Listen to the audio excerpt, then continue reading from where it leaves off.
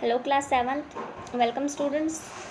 Elon public school Netrana की online classes Elon educare में आप सबका स्वागत है। आज के वीडियो में हम आपका इंग्लिश का 9th चैप्टर स्टार्ट करें जिसका नाम है ग्रैनी यानी ग्रैंड माँ या ग्रैंड मदर यानी दादी माँ को यहाँ पे क्या बोला गया है, ग्रैनी बोला गया है। ठीक है। There are many members in our family who are always there for us and love us a lot. हमारी फैमिली में बहुत सारे मेंबर्स होते हैं जो हमेशा हमारे साथ रहते हैं और हमसे बहुत प्यार भी करते हैं।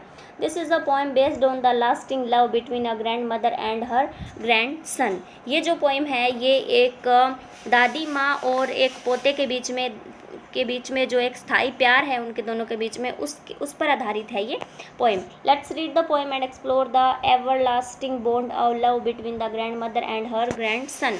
चलिए अब हम ये पोएम पढ़ते हैं और देखते हैं कि किस तरीके से कभी ना ख़त्म होने वाला स्थायी प्यार की जो बॉन्ड है वो किस तरीके से दादी माँ और उनके पोते के बीच में बनी हुई है, ग्रैंड सन के बीच में बनी हुई है। Let's start. I stayed with her when I was 6, then went to live elsewhere when I was 8 years old. For ages I remembered her faint scent. Her faint scent. ठीक है, तो फिर उसके बाद में है अब lavender, the way she would never scold, no matter what I would done, and most of all the way her smile seemed somehow to enfold my whole world like a warm protective shawl. Then वो poet कहता है कि मैं उनके साथ कब रहता था, जब मैं 6 साल का था। To live elsewhere when I was 8 years old, मैं कहीं और रहता था जब मैं 8 साल का था। For ages I remembered her faint scent, मुझे उन सालों में जैसे जैसे मैं बड़ा हुआ मुझे हमेशा उनकी वो मंद या हल्की सी जो सुगंध थी वो मुझे हमेशा याद रही। और lavender, the way she would never scold, उनका जो वो एक लेवेंडर का फूल होता है उसकी तरह थी वो। The way she would never scold, वो कभी नहीं डांटती थी। No matter what I would done, कोई उनके लिए कोई मतलब मैटर नहीं करती थी ये बात कि मैंने क्या किया। And most of all the way her smile seemed, और ज़्यादा समय उनकी मतलब स्माइल ही देखने को मिलती थी। Somehow to enfold my whole world like a warm protective shawl, वो क्या करते थे, मेरे चारों ओर हमेशा इस तरीके से रहते थे या मुझे इस तरीके से ढके रखते थे, चारों तरफ से बचा के रखते थे जैसे कि वो मेरा पूरा होल वर्ल्ड उन्होंने क्या कर दिया हो, गर्म और प्रोटेक्टिव शॉल से ढक दिया हो। मेरे चारों ओर इस तरीके से रहते थे, मुझे हर चीज़ से प्रोटेक्ट करते थे। I knew that I was safe when she was near. She was so tall, so wide, so large, she would stand mountainous between me and my fear, yet oh so gentle, and she understood every hope and dream I ever had. She praised me lavishly when I was good, but never punished me when I was bad. I knew that I was safe, मैं जानता था कि मैं सुरक्षित था। When she was near, जब तक वो मेरे पास है मैं सुरक्षित हूँ, ये बात मैं जानता था।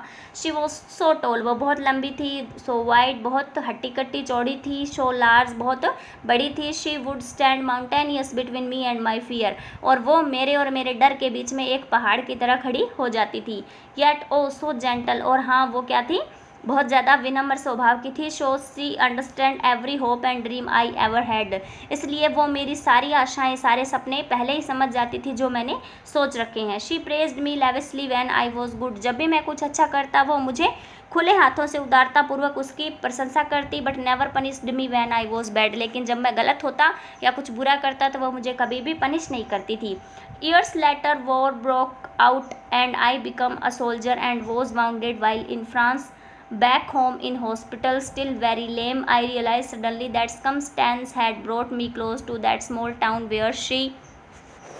Then थोड़े सालों के बाद में क्या हुआ, वार ब्रोक आउट, युद्ध का समय था। And I become a soldier, मैं क्या बन गया, एक सैनिक बन गया। एंड सोल्जर बन गया एक। And was mounted while in France, France के अंदर युद्ध के दौरान उसे क्या लगी, चोट लगी। Back home in hospital, still very लेम, तो उसे क्या किया गया, काफ़ी कमज़ोर हो गया था इसलिए उसे हॉस्पिटल में रखा गया। आई रियलाइज सडनली दैट सर्कमस्टेंस, मैंने उसे मतलब चोट लगी थी इसलिए मुझे क्या रखा गया, हॉस्पिटल में रखा गया। आई रियलाइज सडनली दैट सर्कमस्टेंस, मुझे जल्दी ही अचानक मुझे परिस्थितियों का एहसास हुआ, मैंने महसूस किया। Had brought me close to that small town where she, मुझे ये मेरा जो इंसिडेंट था ये मुझे कहाँ ले आया था, उस स्मॉल छोटे से टाउन के बहुत करीब ले आया था जहाँ वो रहती है, यानी जहाँ उसकी दादी रहती थी। Was living still.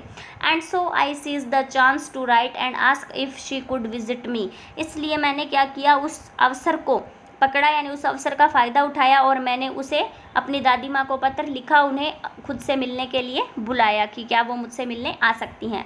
She came and I still vividly recall the shock that I received when she appeared that dark cold day. Hugh's granny was so small, a teeny frail old lady. It was weird. She hobbled through the ward to where I lay and drew quite close and hesitating peered. And then she smiled and loved it up the day. फिर क्या हुआ, वो I still vividly recall, I still मैंने सजीव ढंग से उन्हें पुकारा. The shock that I received when she appeared that dark cold day.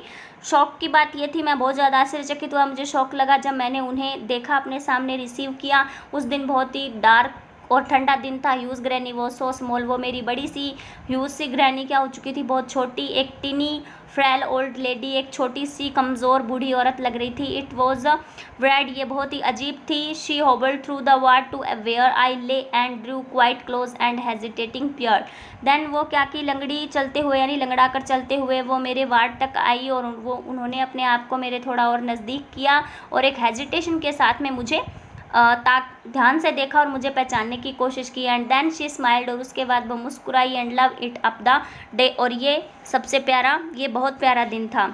Students, it's your poem. आपको क्या करना है कि जिस भी सब्जेक्ट की जो भी वीडियोस दी जाती है उनको आपको अच्छे से देखना है और अपनी लेसन्स को रीड करना है, ठीक है. और जो भी होमवर्क आपको सेंड किया जाता है उसको आप टाइम टू टाइम और अपनी नोटबुक में मेंशन करते रहिए. Okay, thanks and have a nice day student.